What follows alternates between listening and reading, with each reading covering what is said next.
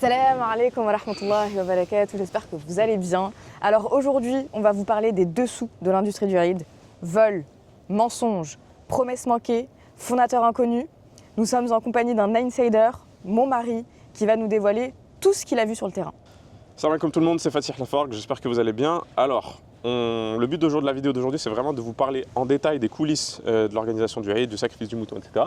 Pourquoi? Parce que 1, c'est une ibada qui est très importante. 2, c'est qu'aujourd'hui, beaucoup de gens sont sensibilisés à l'importance de cette ibada, mais malheureusement ne savent pas forcément les problématiques qui se présentent derrière. Pourquoi nous, on a fondé cette société? Qu'est-ce que c'est les enjeux derrière? Comment éviter les arnaques? Comment éviter des sacrifices qui ne soient pas valides, etc. Toutes ces choses-là, c'est des vrais enjeux pour que le sacrifice soit valide. Donc on va essayer de vous démasquer un petit peu tout ce qui se passe en coulisses. On ne va pas donner de nom d'organisation, mais on va vous citer un certain nombre d'exemples pour vous donner des points d'attention et que vous soyez conscients des défis qu'ils ont à relever. Des challenges, des défis à relever et surtout des pièges à éviter pour s'assurer que ce soit fait conformément au Coran et à la Sunna, Inch'Allah. Donc, bismillah. Bismillah. Bah, effectivement, les gens sont de plus en plus exigeants et on l'a remarqué parce que depuis peu, on a vu une petite nouveauté dans la promesse qui est faite lors de la délégation, c'est la vidéo nominative. Avant, ça ne se faisait pas. Moi, je veux savoir comment c'est arrivé, par quels moyens cette solution a été trouvée. Et pourquoi ouais. Ok, ça c'est marrant parce que beaucoup de gens ils vont se dire ouais bon la vidéo, j'ai pas spécialement envie de voir mon mouton avec du sang, etc. À quoi bon? En fait, à quoi bon la vidéo nominative, on va dire à l'échelle organisationnelle, c'est quelque chose qui est assez récent, hein, ça date d'il y a à peu près 6 ans sur le marché français. D'ailleurs, on est parmi les précurseurs dans le monde, hein, parce que moi je connais beaucoup de différents pays maintenant, on est sur plusieurs marchés. Les Français, on est assez précurseurs là-dessus, alhamdoulilah. Bon, du fait qu'on n'a pas la possibilité de sacrifier chez nous, on est obligé de trouver des innovations technologiques et des propositions alternatives dont ils n'ont pas besoin forcément dans les autres pays. Mais l'enjeu principal, en fait, c'est que en l'absence de traçabilité, c'est comme pour le halal avec AVS par exemple, c'est que on ne peut pas se reposer uniquement sur la confiance. La confiance n'exclut pas le contrôle. C'est pour ça qu'on a aujourd'hui, comme je disais, je faisais le parallèle avec les certificateurs halal. Pour l'adoration, pour le Eid, on a besoin aussi de traçabilité. D'accord? Donc nous, la traçabilité, on a trouvé une solution simple, c'est que chaque personne reçoit sa vidéo nominative, tout bête, et on n'est pas les seuls à le faire. Aujourd'hui, on a beaucoup d'acteurs qui vont le faire, et on va expliquer aussi pourquoi même aujourd'hui, ça ne suffit plus, et qu'on va encore plus loin là-dedans, et quels sont les écueils qui, malgré la vidéo, existent toujours. Et alors, autant dire que sans vidéo, c'est encore pire. Parce qu'avant, il y avait soit pas de photos, soit des photos, c'est ça? Non, il y avait juste rien. Il y avait rien. La plupart du temps, il n'y avait rien du tout. Donc on est passé de rien à la vidéo. Ouais, pourquoi exclure la photo directement? La photo, elle n'a pas forcément de valeur ajoutée extraordinaire parce qu'une photo, on peut toujours mettre un animal mort et un nom écrit dessus. On ne sait pas s'il a vraiment été sacrifié. On peut avoir le même animal avec plein de photos, avec plein de noms différents. Donc c'est pas une vraie preuve. C'est pas une véritable preuve la photo pour notre cas de figure. Voilà. Donc déjà, première chose, pourquoi est-ce que nous on a voulu faire le système de vidéo? C'est parce que, de mon expérience, dans l'industrie du Eid, il y a souvent, en fait, on travaille souvent dans des pays où il y a beaucoup d'insécurité. La plupart des pays africains, l'État il est assez faible. D'accord, il n'est pas très présent, hormis peut-être dans les grandes villes. Et puis en campagne, il n'y a presque pas d'État, il n'y a presque pas de police, il y a beaucoup de vols, il y a beaucoup de criminalité, ce genre de choses. Parfois c'est dangereux même. Il y a certaines zones, il faut être armé en fait carrément pour se protéger. Et donc les vols c'est courant. Ce qui veut dire quoi? C'est que un des problèmes qu'on a, c'est que souvent, si vous ne le savez peut-être pas, mais quand vous déléguez votre sacrifice à une association, c'est pas elle qui le fait. Cette association elle-même, elle délègue encore une fois. D'accord. Déjà là, il y a un problème de fiqh, parce que normalement, on ne peut pas déléguer une amana sans l'accord de celui qui nous l'a délégué. D'accord. On ne peut pas faire une wakala d'une wakala sans l'accord du premier. Donc si c'est transparent, que c'est dit nous, on n'est pas sur le terrain, c'est quelqu'un d'autre qui va le faire, il n'y a pas de problème. Alors c'est ok, ouais. Mais s'il n'y a pas de transparence et que parfois moi je vais déléguer à un imam d'un pays, parce que je le connais, qui lui va déléguer à un éleveur, et puis il y a 3 personnes qui délèguent, et puis ça ne s'arrête jamais. C'est pas correct. Et le client il n'est pas au courant, ça c'est pas correct. Déjà d'un premier point de vue.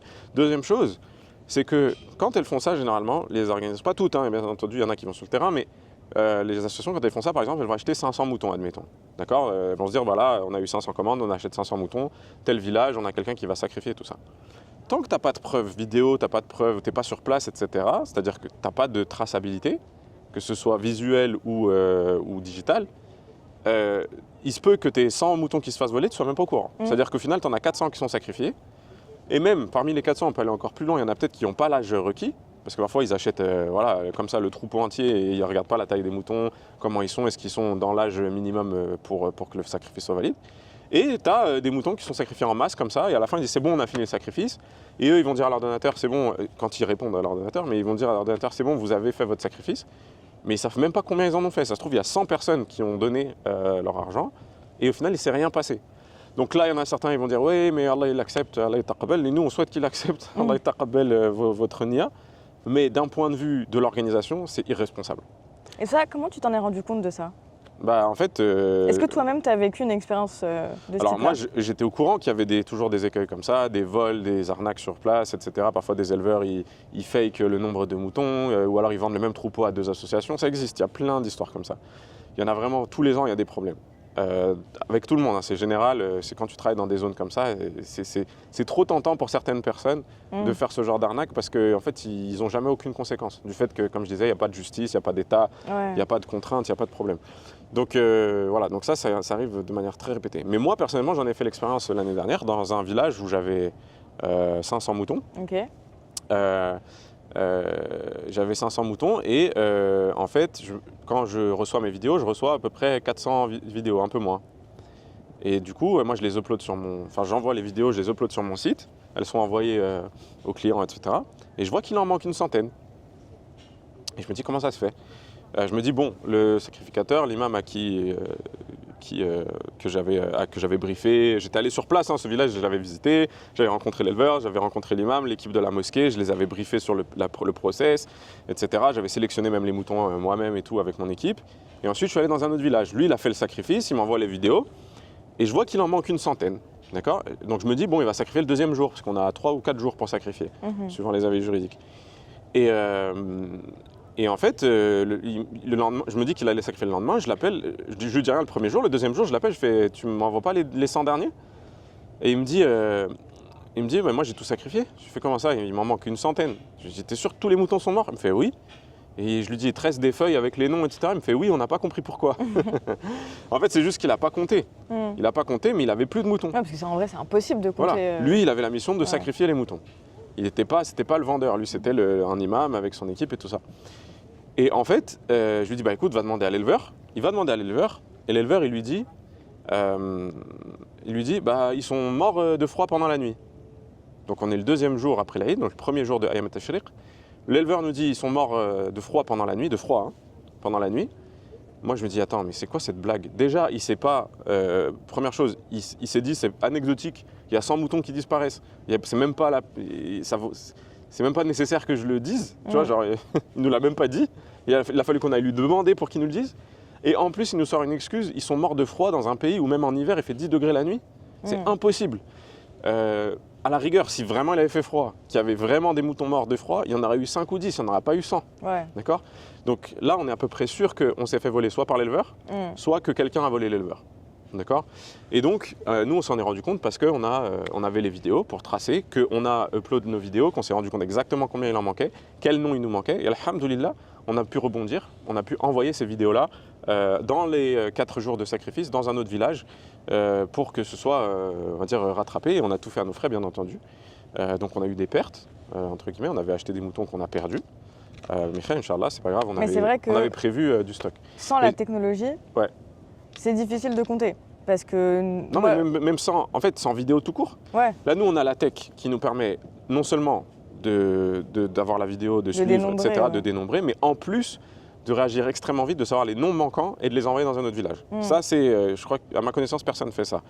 Mais la vidéo, il y a d'autres acteurs qui l'ont.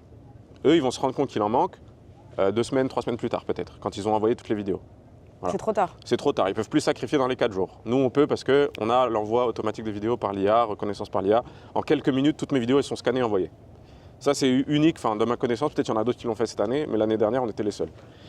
Et alors que les acteurs humanitaires, on va dire, qui vendent en fait quasiment à prix coûtant, entre guillemets, qui font effectivement, ils ne font pas de marge comme nous, on fait une marge. et ben eux, ils n'ont pas du tout de contrôle en fait. Mm. Ils n'ont pas du tout de traçabilité. La plupart du temps, ils ne vont pas sur place. Certains vont sur place, mais même quand tu viens sur place, tu as 1 ou 2 personnes qui viennent pour coordonner 5 ou 6 villages. Tu ne peux pas être dans tous les villages. Donc en fait, c'est le jour et la nuit. Il y a tellement de probabilités que ton mouton il soit perdu, volé, raté, pas conforme, etc. Que l'option de ne pas avoir du tout de vidéo, déjà, pour moi, si je veux être sûr que mon sacrifice soit fait, et Yawm al-Qiyamah pouvoir dire sincèrement, j'ai cherché des solutions pour être sûr que ce soit bien fait, moi je le ferai pas. D'accord ? Parce que c'est facile de dire, ouais, moi j'ai donné, c'est plus mon dos, c'est pas ma responsabilité, mais on peut dire pareil pour le halal. Ouais.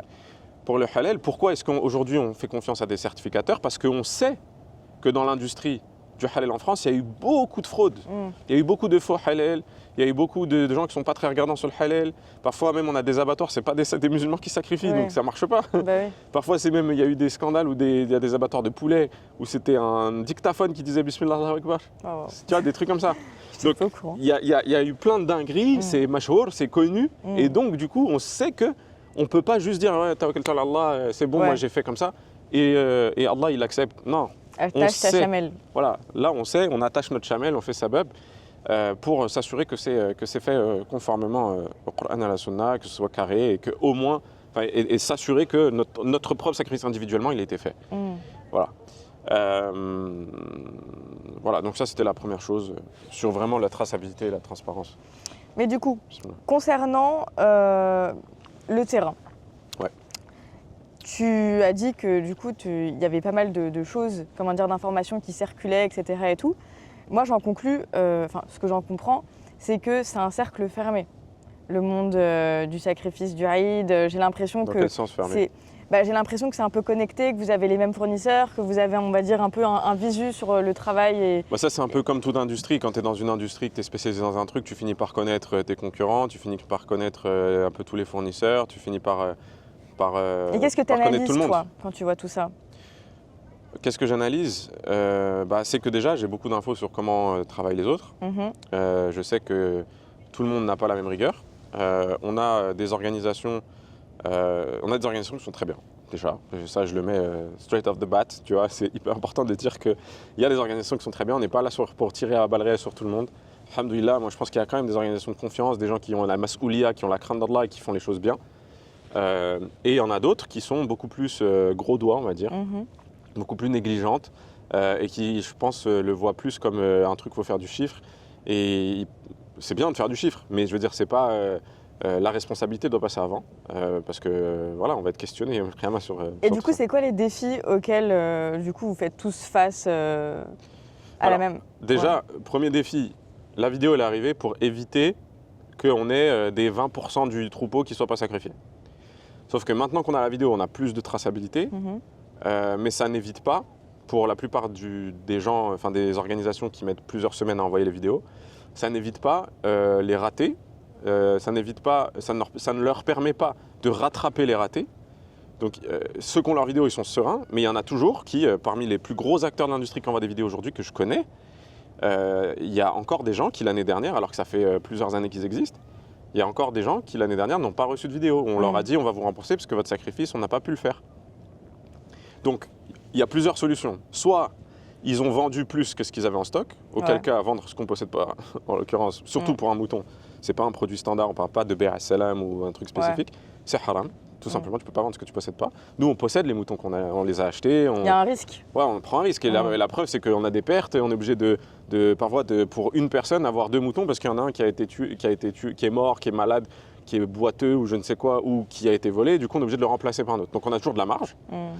Donc ça, la première chose, c'est soit ils ont vendu ce qu'ils n'avaient pas, soit ils ont acheté, mais ils se sont fait voler et ils se sont rendus compte trop tard, donc ils n'ont pas pu le rattraper par un autre, comme nous, on peut le faire grâce à notre reconnaissance, il y a des vidéos.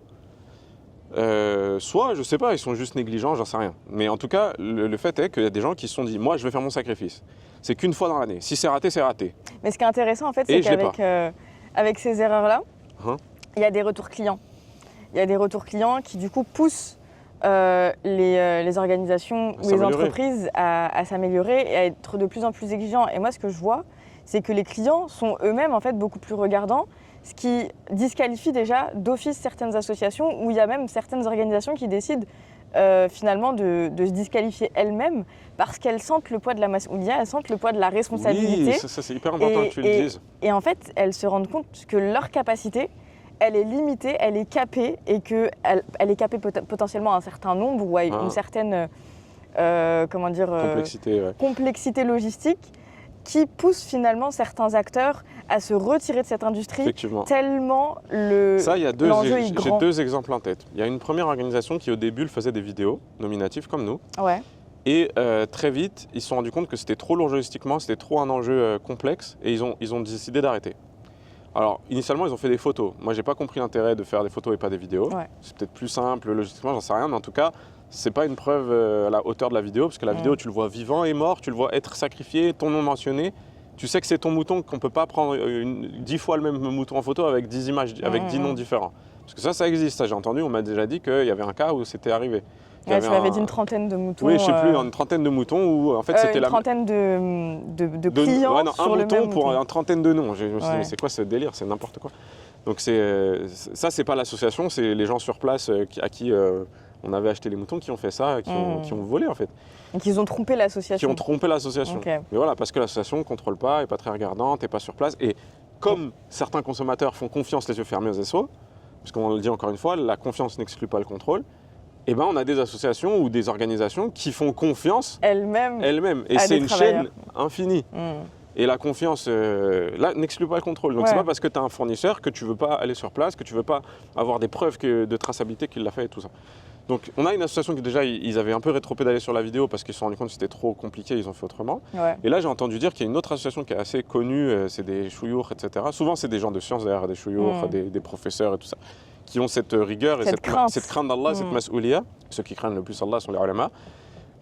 Qui, j'ai entendu dire, allaient se retirer alors que c'est vraiment un acteur qui est connu, reconnu et ils allaient se retirer parce que probablement, ça c'est mon interprétation, ils ont trouvé que c'était trop risqué d'un point de vue mas'oulia, responsabilité, parce qu'il y a des difficultés, il y a des épreuves, il y a des complexités et même après la relation client. Et quand tu as entre guillemets pas tenu ta parole, tu n'as pas tenu ta responsabilité, ta amana vis-à-vis de ton client, c'est légitime qu'il soit frustré, c'est légitime qu'il t'en veuille.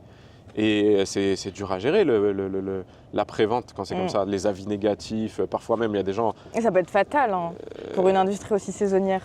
Ouais, bah oui, mais bon, après on a des organisations qui malgré tout, année après année, continuent de faire des bourdes, continuent d'avoir des avis négatifs, et les gens continuent d'acheter chez eux. Ils font toujours et j'en ai une en tête, ils ont fait des dingueries sur dingueries, tous les ans il y a des nouvelles dingueries. On veut connaître les dingueries. Alors je vais vous raconter quelques dingueries. Là, on parle d'un très gros acteur très connu en France. Okay, je vous dis, je ne dirai pas de nom. Mais en tout cas, le but de cette vidéo, c'est que vous soyez éduqués et que vous fassiez attention et que vous surveillez ce que vous faites. Vous pourrez aller regarder les avis, vous pourrez aller vérifier les avis négatifs, qu'est-ce qu'ils disent, qu'est-ce qui s'est passé. Voilà, déjà, vous avez un premier aperçu des clients précédents. Voilà, première chose. Et donc cet acteur-là… Donc non seulement déjà l'année dernière il y a plein de vidéos qu'il n'a pas pu honorer et donc ils ont dit on s'excuse, on vous rembourse, mais les gens se sont dit mais ouais mais t'as pas fait ma ibada en fait.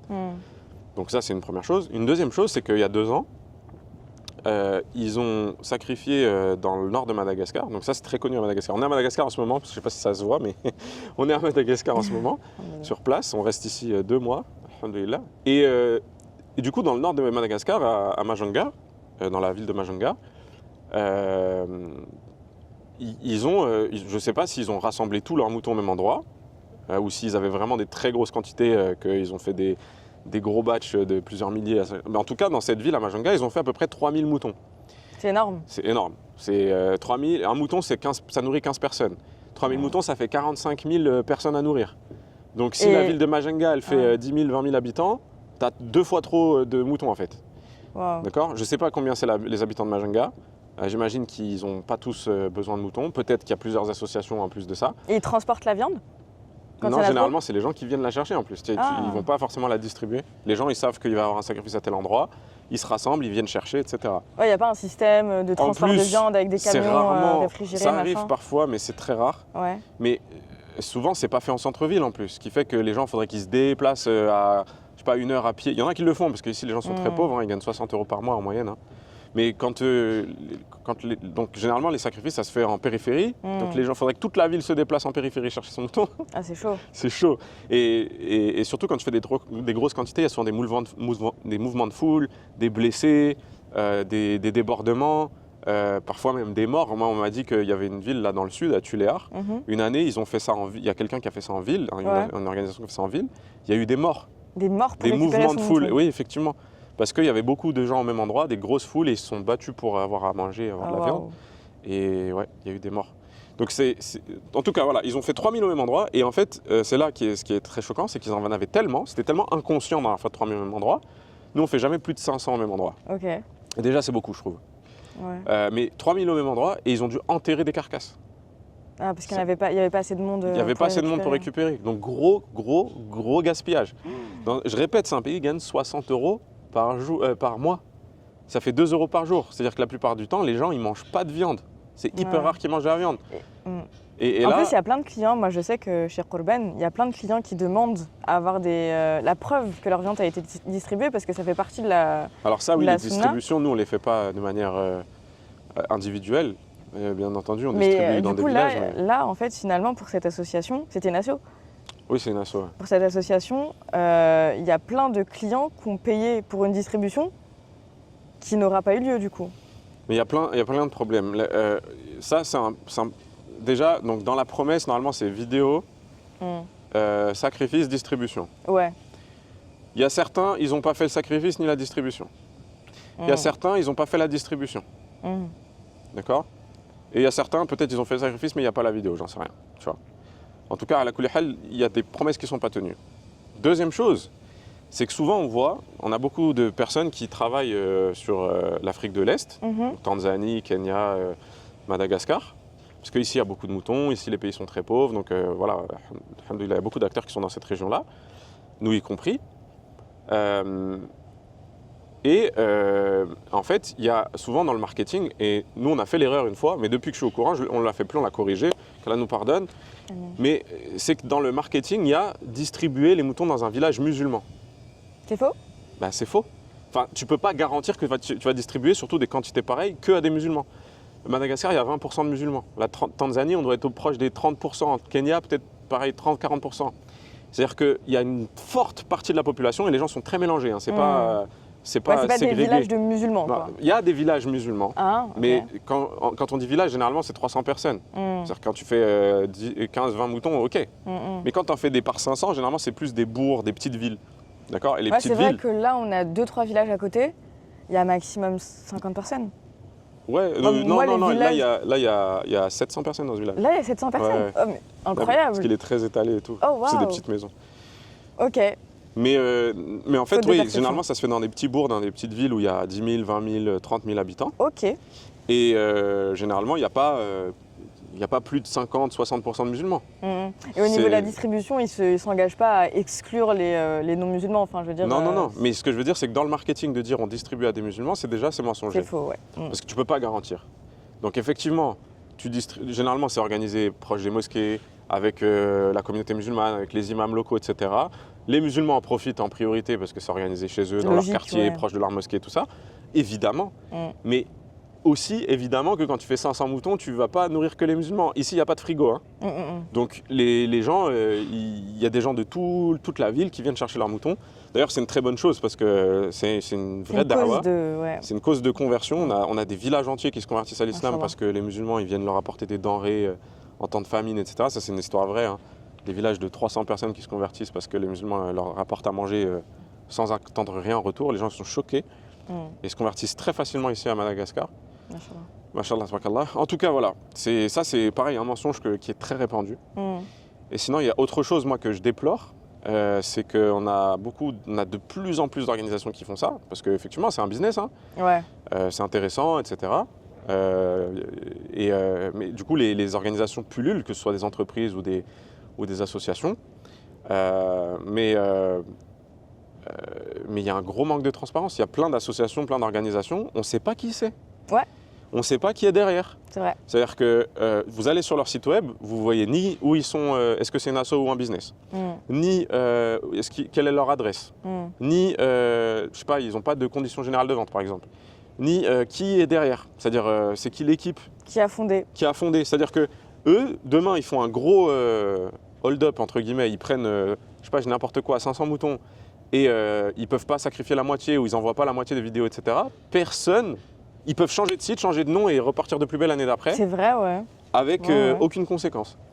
Alors que, voilà, nous, on fait attention, on est transparent sur qui fait partie de l'équipe, vous verrez sur notre Ça site. fait partie de la responsabilité. Mais bien sûr, quand tu es responsable, quand tu as la mas'oulia, quand tu as skin in the game, comme on dit en anglais, T'as l'obligation d'assumer. tu joues ta peau. Moi, tu vois ma tête et ma signature en gros sur le site. Tu vois qui c'est.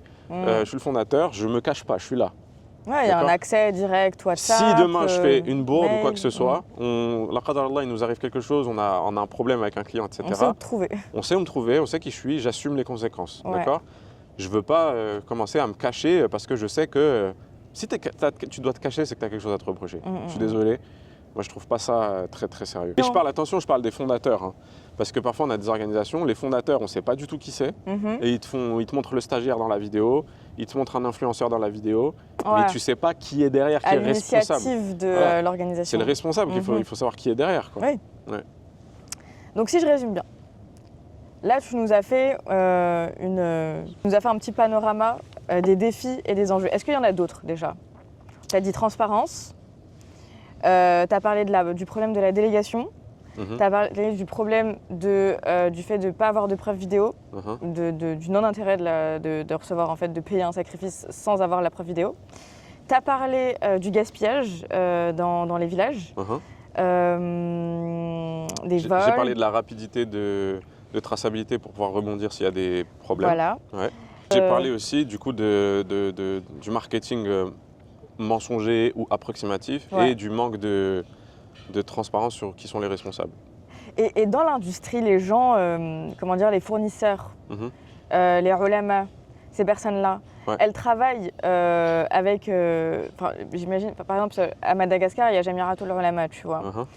Est-ce que cette organisation, elle régit toutes les structures qui viennent organiser le sacrifice ou pas? Ou est-ce qu'il y a d'autres, comment dire, il y a d'autres biais d'accès ou Alors, déjà, il faut savoir, nous on travaille avec Jamiratul Ulama depuis le début, avec en tout cas un cheikh en particulier, et puis maintenant plus proche avec plusieurs autres chouyours, Jamiratul Ulama qu'on a rencontrés, on allait visiter les madrasas quand on était à Antananarivo, on les connaît personnellement, on est allé manger chez eux, certains ils sont venus nous visiter même à Madina, alhamdoulilah. Donc on est bien connecté avec ces gens-là. Maintenant, ce n'est pas une instance officielle de l'État contraignante qui peut imposer de travailler avec elle. Nous, on a décidé de travailler avec eux parce que c'était des gens à qui on pouvait plus faire confiance. Les gens qui craignent le plus Allah, c'est les ulama. Donc on s'est dit, on va travailler avec ces gens-là plutôt qu'avec directement avec des fermiers, on ne sait pas trop. On n'est pas les seuls, hein. Parmi les chouyours, il y en a qui vendent des moutons, etc., qui ont des relais sur place, dans certains villages, parce qu'il y a leurs élèves, des imams qui enseignent dans certains villages et tout. Donc ils ont des relais locaux, on travaille beaucoup avec eux. Ces gens-là, ces chouyours, souvent ils vendent à plusieurs associations. Ils font leur business aussi de leur côté. Ils font leur business, bien entendu, c'est louable, Allahumma barik. Donc ils travaillent avec plusieurs organisations, ils ne travaillent pas qu'avec nous. Et après, il y a aussi des organisations qui ne travaillent pas du tout avec ces gens-là, qui passent pas par Jamiratul Ulama, qui passent pas par ces acteurs-là, mais ça, c'est pas un problème en soi. Ok. Et du coup, toi, pour éviter justement ce problème de gaspillage, je reviens dessus, c'est quoi la solution que tu as trouvée? Est-ce que du coup tu vas plus te casser la tête à trouver des villages? Parce que j'imagine que c'est toute une logistique de trouver des bergers pas au même endroit. En fait, il faut être vraiment connecté sur le terrain. C'est-à-dire que, comme on dit en anglais, nous on est... comment dire? J'ai plus l'expression. On est connecté au terrain, on va dire que grassroots, c'est-à-dire le terrain à la racine. Et on est connecté aussi les branches. au top. C'est-à-dire au sommet, c'est-à-dire l'élite entre guillemets. Pourquoi? Parce qu'on est connecté aux ulama qui ont des contacts dans tout le pays. Et on est connecté sur le terrain aux gens concrets qui opèrent, qui sacrifient. Et les villages, on sait exactement où c'est, on y va, on les visite, on regarde les moutons, on vérifie les moutons, tout ça. Donc on a cette double connexion, générale et locale, d'accord, qui nous permet de vraiment s'assurer que c'est bien fait, de bien connaître le terrain, savoir combien il y a d'habitants, savoir est-ce que la distribution elle est bien faite, etc. Et donc, première chose, on s'est mis une règle, nous, c'est qu'on ne sacrifie pas plus de 500 dans un seul village. Ou alors, si c'est une grosse ville, il faut s'assurer que voilà, il y a beaucoup de villages autour, que ça puisse être vraiment distribué, etc. À chaque fois qu'on va augmenter les quantités ou commander plus, etc., on va s'assurer, ok, est-ce que là c'est bon? On est sûr qu'on va pouvoir, il y a d'autres personnes, d'autres assos dans cet endroit, est-ce qu'il n'y a que nous, etc. Nous, on est des endroits assez reculés dans la plupart. On a quelques endroits il y en a juste un endroit, là pour l'instant c'est un peu le faubourg d'une ville. Mais sinon, la plupart des autres endroits, c'est des endroits assez reculés, dans la brousse, on va dire. Donc tu pourrais, tu pourrais refuser potentiellement une collaboration avec un berger pour la bonne raison, pour la simple et bonne raison qu'il a d'autres collaborations et que du coup ça ferait trop de sacrifices au même endroit? Non, c'est pas tout à fait ça. C'est Ok, plus que j'ai mal compris. je vais m'assurer que si je sacrifie dans un endroit, souvent c'est les villes, parce que les villes c'est le plus accessible, c'est où il y a les aéroports, c'est Ok, où la plupart des humanitaires qui font pas ça professionnellement vont, ok, parce que c'est plus simple logistiquement, ils envoient 2 personnes de leur asso, ils vont dans une ville, ils font dans la ville, ils repartent. ok. Nous on va dans la brousse où il n'y a pas de route, on prend Pas de connexion, prends des Starlink. on prend des Starlink, des gros 4x4, là, des Nissan Patrol et on va perdu dans la brousse, on fait Ouais. des 5 à 10 heures de route pour aller dans des endroits vraiment inaccessibles avec Oh des my God. nids de poules, c'est pas des nids de poules, c'est des nids de dinosaures, J'ai peur. c'est des trous énormes Mhm. et voilà. Et du coup, généralement, il n'y a pas grand monde. Ok, ok. Est-ce que tu peux nous résumer les conseils que tu donnerais à un client Très bien. qui va acheter? Alors, si vous voulez acheter, premier conseil, dirigez-vous plutôt vers des acteurs historiques. C'est des gens qui ont un historique, qui sont en plus anciens, parce que voilà, vous savez qu'ils sont déjà dans l'industrie. Expérimenté. S'ils sont encore là, c'est théoriquement que ça a marché pour eux par le passé, qu'ils n'ont pas eu trop d'avis négatifs, qu'ils n'ont pas trop d'impact négatif réputationnellement. Allez quand même checker les avis, on ne sait jamais. Vous allez voir, parfois il y a des avis qui sont vraiment rédhibitoires. Deuxième chose, assurez-vous qu'ils sont transparents sur qui sont les fondateurs, parce que comme ça vous savez qui est responsable derrière et si jamais il y a un souci, vous savez qui a attaqué en justice entre guillemets ou à qui blâmer entre guillemets.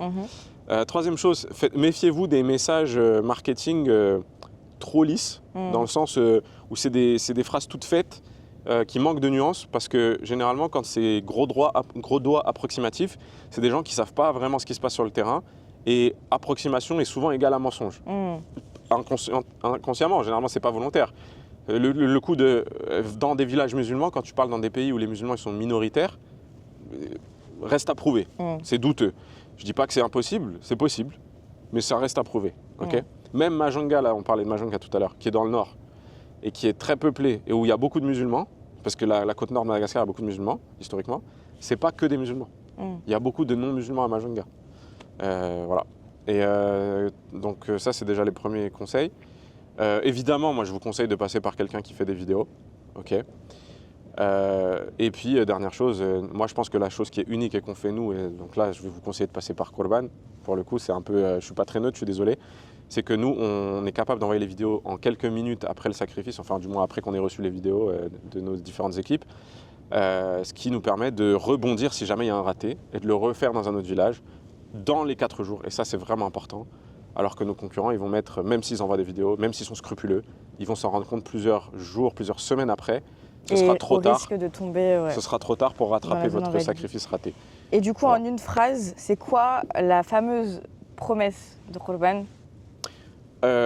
C'est une preuve vidéo nominative pour votre sacrifice, reçue sous quelques heures après le sacrifice. Attention, je précise, parce que c'est une big, bold claim, c'est une grosse promesse.